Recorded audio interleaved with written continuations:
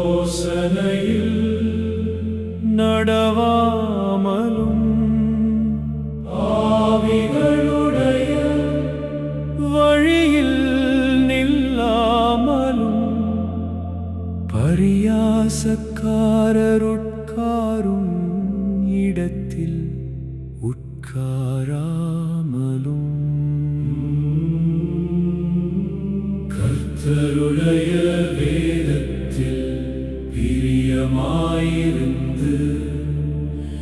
இரவும் பகலும் அவருடைய வேதத்தில் தியானமாயிருக்கிற மனுஷன் பாக்கியவா.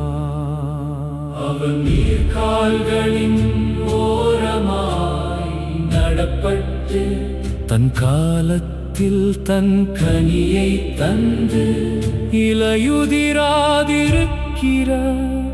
மரத்தைப் போலிருப்பான்.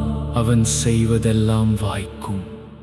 துன்மார்க்கரோ அப்படியிராமல் காற்று பறக்கடிக்கும் பதரைப் போல் இருக்கிறார்கள்.